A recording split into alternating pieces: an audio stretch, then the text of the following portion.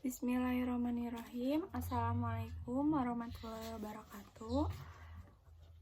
Perkenalkan, nama saya Firda Khaifah dengan NPM C10190143. Saya di sini dengan rekan-rekan saya akan menjelaskan tentang akuntansi, agen, cabang, dan pusat. Dua teman saya bernama Resti Dayusma dengan NPM C10190168 dan juga Yani Mulyani dengan NPM C10190123. Jadi pertama yang akan saya jelaskan yaitu yang akuntansi agen. Nah, apa sih akuntansi agen itu? Yaitu perwakilan perusahaan, tetapi dia itu tidak mempunyai otonom untuk melaksanakan total bisnis. Maksudnya tidak mempunyai otonom itu, dia tuh tidak mempunyai kewenangan untuk melakukan transaksi penjualan, dan pencatatan akuntansinya hanya dilakukan oleh kantor pusat. Jadi satu aja dia tuh. Dan biasanya tuh agen tuh ciri-cirinya tuh ada nama agennya, ada nomor agennya, logo agennya, dan lain-lain. Nah, agen ini berfungsi untuk menyalurkan produk dari si kantor pusat atau dari perusahaan tersebut agar meluas gitu, jadi banyak gitu. Tapi tetap si laporannya kantor pusat yang buat. Nah, berarti si cakupan operasinya itu agen lebih sempit, dan sistem informasi akuntansinya itu dia tidak melakukan pencatatan.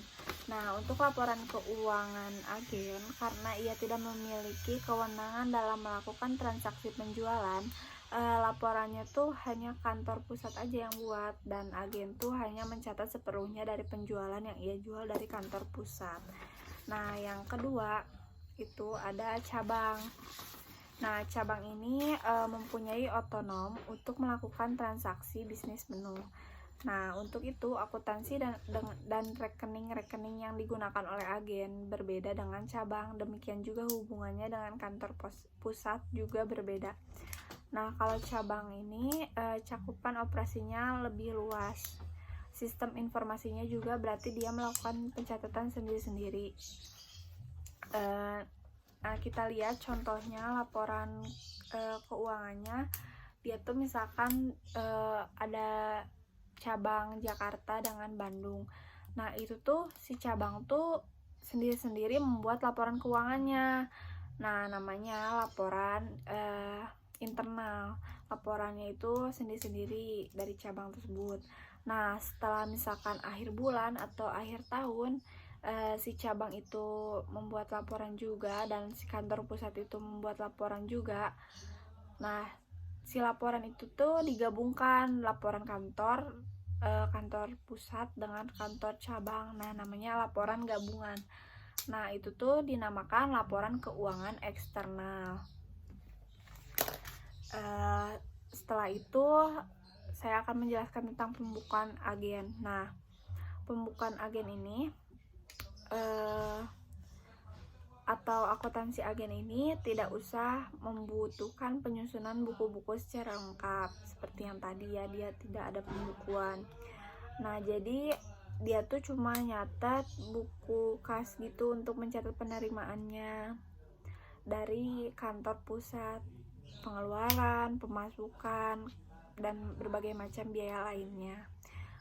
Kayak misalkan pengeluaran kasnya dia seminggu apa sebulan ya, biasanya per bulannya berapa, nanti dilaporkan ke kantor pusat. Nah, kalau pembukuan di kantor pusat, dia tuh kayak nyatetin lagi semua catatannya, kayak laba rugi, CLK, pemasukan, pengeluaran, semuanya ada ya, sama kayak yang cabang. Dan akuntansi cabang pusat. Nah, yang pertama ada akuntansi agen. Akuntansi agen ini terdiri dari 3. Yang pertama, tidak memiliki persediaan untuk barang-barang yang dijual. Yang kedua, persetujuan syarat penjualan. sepenuhnya itu pada kantor pusat. Administrasi piutang dagang, pengumpulan piutangnya diselenggarakan oleh kantor pusat. Nah, yang ketiga modal kerja untuk biaya operasional diberikan kantor pusat. Tidak mengurus uang tunai, selainkan modal kerja yang diberikan. Nah, kalau misalkan perbedaan yang kantor cabang dan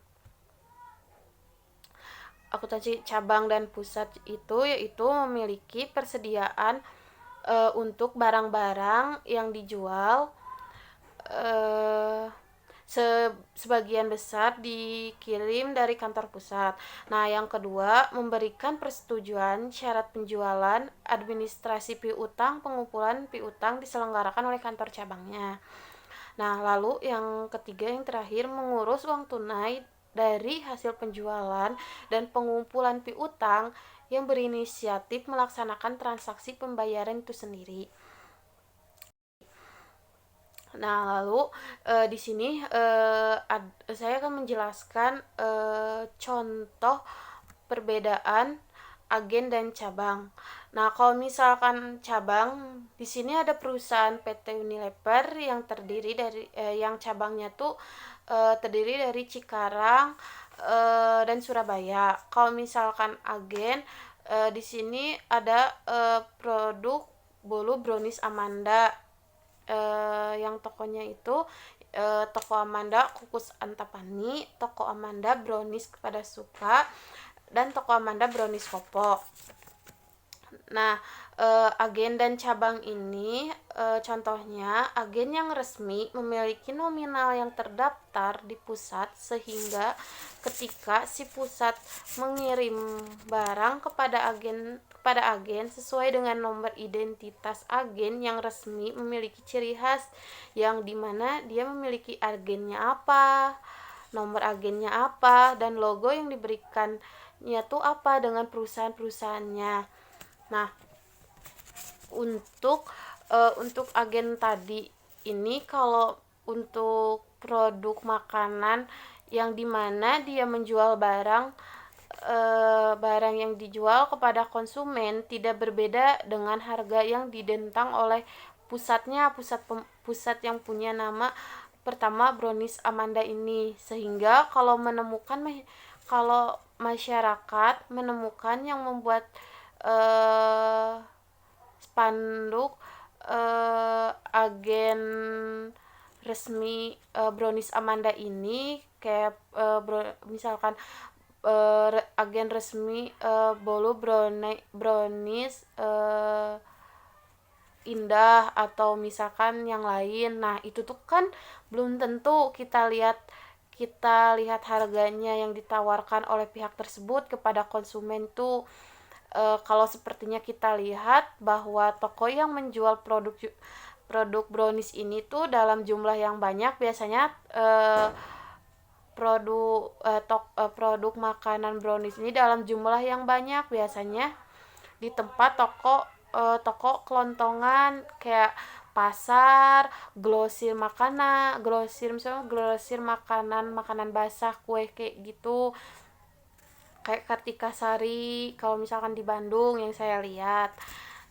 Nah, ketika pusat mengirimkan produk makanan ini, Brownies Amanda, agen tersebut menjual ke toko-toko yang ada di pasaran-pasaran itu, toko makanan kelontongan, lalu toko kelontongan tersebut menjual lagi ke konsumen. Berarti di sini ada dua pihak.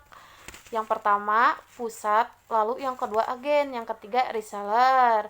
Yang dijual kayak misalkan reseller tuh kan kalau dijualnya tuh lewat online, kan sekarang tuh lagi marak GoFood, ShopeeFood, atau lewat WA, Instagram. Nah, itu dijualnya oleh reseller juga bisa. Tapi sifatnya itu bukan agen tapi reseller. Nah, kalau misalkan di sini cabang PT Unilever, kan ada dua cabang nih, Cikarang dan Surabaya. Kegiatan yang dilakukan oleh pusat juga bisa dilakukan oleh cabang, seperti PT seperti Unilever Surabaya dan Unilever Cikarang. Oke, baik. Yang selanjutnya saya di sini akan menjelaskan contoh soal akuntansi untuk agen. Nah, yang pertama, pada tanggal 1 Januari 2006 dikirim kas untuk agen Blitar sebesar 500.000. Nah, ilustrasi di sini berarti dari kantor pusat itu dia memberikan kas kepada agen yang ada di Blitar sebesar 500.000, sehingga jurnal yang ada di kantor pusat itu di debitnya adalah dana agen Blitar sebesar 500.000 dan di kreditnya yaitu kas sebesar 500.000. Nah, lalu yang selanjutnya pada tanggal 1 sampai 31 Januari dilakukan penjualan atas konsumen di Blitar yang dikirim langsung kantor pusat di Surabaya. Harga jualnya sebesar 2.500.000 dan harga pokok penjualannya sebesar 1.500.000. Di sini kita akan menjurnal dua kali. Yang pertama adalah menjurnal untuk harga jualnya yang sebesar 2.500.000 dengan jurnal piutangnya di debit sebesar 2.500.000 karena menjualnya dalam bentuk kredit, sehingga yang di jurnal di debitnya adalah piutang. Lalu yang di kreditnya adalah penjualan agen Blitar sebesar 2.500.000. Nah, untuk jurnal yang kedua, untuk harga pokoknya sebesar 1.500.000 di jurnal dengan jurnal harga pokok penjualan agen Blitar sebesar 1.500.000 di debit dan di kreditnya yaitu persediaan agen Blitar sebesar 1.500.000 rupiah. Nah, yang selanjutnya pada tanggal 1 sampai 31 Januari mengeluarkan biaya atas agen Blitar, yaitu biaya iklan sebesar 500.000, biaya transport sebesar 25.000, biaya karyawan sebesar 100.000, biaya administrasi sebesar 75.000 dan biaya sewa gedung sebesar 150.000. Sehingga kantor pusat harus menjurnal di debitnya ada biaya iklan sebesar 50.000, biaya transport sebesar 25.000, biaya karyawan sebesar 100.000, biaya administrasi sebesar 75.000, biaya sewa gedung sebesar 150.000, dan di kreditnya ada kasnya karena membayar biaya-biaya tersebut secara tunai, sehingga di kreditnya kas sebesar 400.000 di kredit. Oke, lalu yang selanjutnya di sini ada contoh soal dari akuntansi cabang. Transaksi yang pertama itu pada tanggal 1 Desember 2014 menerima kas sebesar 40 juta dari kantor. Nah, untuk di kantor pusat dia menjurnal cabang Medan di debit sebesar 40 juta dan di kreditnya yaitu kas sebesar 40 juta. Lalu untuk di kantor cabang dia menjurnal kasnya di debit sebesar 40 juta dan di kreditnya yaitu kantor pusat sebesar 40 juta. Lalu pada tanggal 2 Desember 2014 dia membeli peralatan kantor dari Jaya Wijaya yang digunakan untuk kegiatan administrasi perusahaan dengan taksiran nomor ekonomis 2 tahun dengan harga 7.500.000 secara tunai. Nah, transaksi di sini adalah kantor cabang yang membeli peralatan kantor tersebut, sehingga untuk kantor pusat dia tidak menjurnal apapun. Dan untuk kantor cabang dia menjurnal di debitnya adalah peralatan sebesar 7.500.000 karena dia membeli peralatan, dan di kreditnya adalah kas sebesar 7.500.000 rupiah. Yang selanjutnya pada tanggal 3 Desember 2014 menerima kiriman barang dagangan dari kantor pusat sebesar 35 juta. Sehingga untuk jurnal di kantor pusat yang pertama adalah cabang Medan di debit sebesar 35 juta dan di kreditnya yaitu persediaan cabang Medan sebesar 35 juta. Nah, untuk di kantor cabangnya dia menjurnal persediaan cabang Medan sebesar 35 juta dan di kreditnya yaitu kantor pusat sebesar 35 juta. Nah, pada tanggal 4 Desember 2014 membeli barang dagangan secara tunai dari Pico Elektronik sebesar 20 juta. Ilustrasi di sini menggambarkan bahwa kantor cabang yang membeli barang dagangan tersebut, sehingga untuk di kantor pusat dia tidak menjurnal apapun.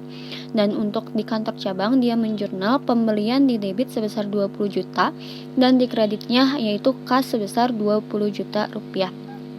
Nah, lalu pada tanggal 6 Desember 2014 menjual barang dagangan secara tunai kepada toko Pixma Elektro sebesar 60 juta rupiah.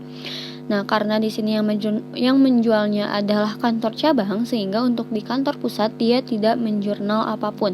Dan untuk di kantor cabang dia menjurnal kasnya di debit sebesar 60 juta dan di kreditnya yaitu penjualan sebesar 60 juta rupiah.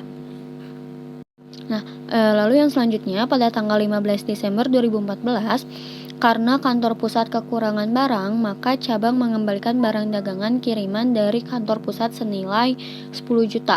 Sehingga di kantor pusat dia menjurnal persediaan cabang Medan sebesar 10 juta di debit dan di kreditnya yaitu cabang Medan sebesar 10 juta rupiah.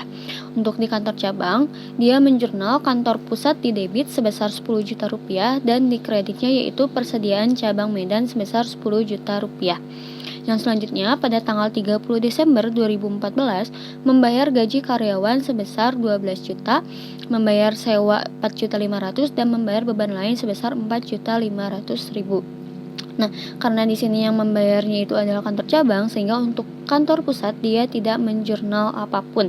Untuk di kantor cabang dia menjurnal biaya beban gaji sebesar 12 juta, beban sewa sebesar 4.500.000, beban lain sebesar 4.500.000 dan di kreditnya yaitu kas sebesar 21 juta total dari seluruh beban yang dikeluarkannya.